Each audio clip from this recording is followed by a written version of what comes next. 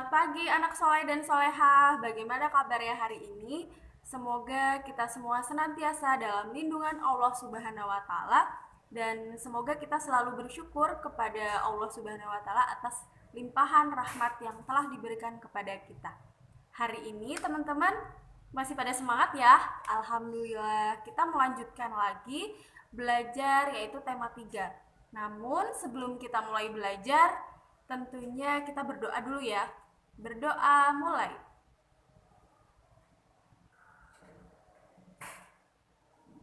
Berdoa selesai. Nah, teman-teman, hari ini kita belajar paket 1, tema 3, yaitu PKN dan Bahasa Indonesia, tentang hak dan kewajiban terhadap tumbuhan. Teman-teman, tumbuhan itu sebenarnya sangat bermanfaat ya buat kehidupan kita. Tumbuhan itu manfaatnya itu sebagai bahan pangan, sandang, bangunan, maupun menghasil oksigen. Nah, manusia ini berhak untuk memanfaatkan tumbuhan, namun berkewajiban untuk merawat tumbuhan tersebut. Hak terhadap tumbuhan.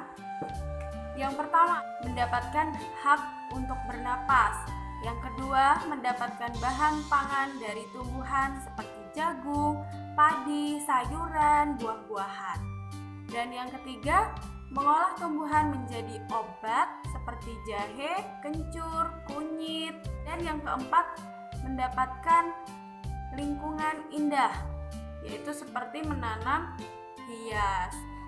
Yang kelima, mengolah tumbuhan menjadi industri seperti karet, kelapa sawit. Dan selanjutnya adalah kewajiban terhadap tumbuhan. Yang pertama, memelihara tumbuhan, merawat dengan baik. Yang ketiga, membudidayakan dengan tepat. Yang keempat, menanam dengan baik. Terus yang kelima, melestarikan tumbuhan. Menyiram tanaman termasuk kewajiban terhadap tumbuhan. Mari kita tebak. Mendapatkan lingkungan bersih termasuk hak terhadap tumbuhan. Menanam tumbuhan termasuk hak terhadap tumbuhan. Teman-teman, setelah tadi kita mendengar penjelasan materi PKN tentang hak dan kewajiban kita terhadap makhluk hidup, saatnya kita menyimak materi tentang fungsi kata tanya dan penjelasannya dalam bahasa Indonesia. Teman-teman, tentunya teman-teman tidak asing lagi lah dengan istilah kata tanya. Kata tanya sering kita dengar dalam pembelajaran kita sehari-hari ya. Nah, apa sih kata tanya itu? Kata tanya adalah kata yang dipakai dalam kalimat tanya untuk menanyakan sesuatu hal.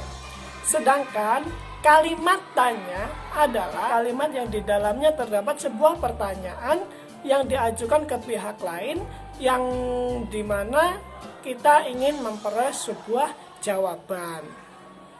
Teman-teman, dalam kata tanya ini mempunyai beberapa ciri. Ciri-ciri yang pertama yaitu kata tanya selalu diikuti dengan tanda tanya pada akhir kalimat. Yang kedua, kata tanya biasanya terdapat di awal kalimat tanya. Ciri yang ketiga, kata tanya seringkali diikuti atau ditambahkan dengan imbuhan fusik atau imbuhan kah, seperti apakah, siapakah, dimanakah, ataupun kapankah, ataupun jenis pertanyaan yang lainnya. Kata tanya terdiri dari 7 jenis kata tanya. Apa saja, ada yang tahu? Ya, yang pertama, kata tanya apa. Yang kedua, kata tanya siapa. Kata tanya yang ketiga yaitu kata tanya kapan. Yang keempat, kata tanya mana. Maksudnya di sini ada di mana, ke mana, dari mana, ataupun sebagainya. Yang kelima, kata tanya mengapa. Kata tanya yang keenam yaitu kata tanya bagaimana. Dan yang terakhir adalah kata tanya berapa. Teman-teman, dari beberapa kata tanya ini mempunyai fungsi masing-masing. Contohnya, kata tanya apa? Kata tanya apa berfungsi untuk menanyakan benda atau sesuatu. Kedua, kata tanya siapa. Kata tanya siapa berfungsi untuk menanyakan orang atau pihak yang terlibat. Dan bentuk jawabannya dari pertanyaan ini menggunakan kata orang, ya. Yang ketiga, kata tanya kapan. Fungsinya untuk menanyakan waktu terjadinya sebuah peristiwa. Misalkan kapan pergi ke suatu tempat. Dari jawaban pertanyaan ini menunjukkan jam, hari ataupun tanggal kejadian tersebut, ya. Yang keempat, kata tanya di mana atau kemana, bisa juga dari mana. Nah, kata ini berfungsi untuk menanyakan tempat berlangsungnya suatu peristiwa. Jadi kalau teman-teman ingin menanyakan suatu peristiwa, kata tanyanya menggunakan kata di mana, ya. Nah, yang selanjutnya kata tanya mengapa. Kata tanya mengapa berfungsi untuk menanyakan sebab atau alasan suatu peristiwa itu terjadi. Nomor 6 yaitu kata tanya bagaimana. Nah, kata tanya bagaimana ini berfungsi untuk menanyakan suatu atau menjelaskan, ya. Jawaban dari pertanyaan ini menggunakan kata tanya bagaimana adalah penjelasan tentang keadaan tersebut. Jadi jawabannya adalah menjelaskan terjadinya peristiwa itu. Yang terakhir, yang nomor 7, kata tanya berapa. Nah, kata tanya berapa ini berfungsi untuk menanyakan jumlah satuan atau banyaknya ataupun hal-hal yang lainnya. Jawaban dari pertanyaan ini adalah menjelaskan jumlah atau satuan tentang suatu hal yang ditanyakan. Contoh dari kata tanya apa. Kalau kita kaitkan tadi dengan materi pembelajaran PKN, kita bisa mengaitkan juga nih kata tanya apa. Pertanyaannya yaitu apa hak dan kewajiban kita terhadap tumbuhan atau terhadap makhluk hidup. Yang kedua, kata tanya siapa. Kata tanya siapa bisa kita ungkapkan contohnya seperti ini.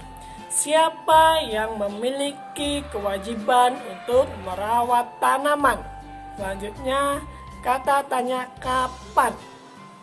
Contoh kata tanya kapan. Kapan kita harus menyiram tanaman? Contoh yang lain, kata tanya di mana? Contohnya, di mana Ina menanam bunga. Yang selanjutnya yaitu kata tanya mengapa. Contohnya, mengapa kita harus merawat tanaman? Nah, kan dari pertanyaan itu dapat kita ambil jawabannya, ya, mengenai suatu alasan. Yang selanjutnya bagaimana? Nah, contoh lain, bagaimana caranya kita merawat tanaman tersebut? Nah, ya. Jadi teman-teman di sini bisa menggabungkan beberapa kalimat tanya dengan hak-hak dan kewajiban kita untuk merawat tanaman. Selanjutnya contoh kata tanya berapa. Contohnya, berapa jumlah bunga yang Dina miliki? Itu adalah tentang kalimat tanya, ya. Jadi ada 7 kalimat tanya, ya. Baik teman-teman, dari kalimat tanya itu dapat kita ambil sebuah pertanyaan untuk melakukan wawancara. Apa sih wawancara? Wawancara adalah suatu kegiatan untuk menggali informasi dari narasumber. Nah, wawancara di sini harus sesuai dengan fokus atau dengan tema yang kita inginkan.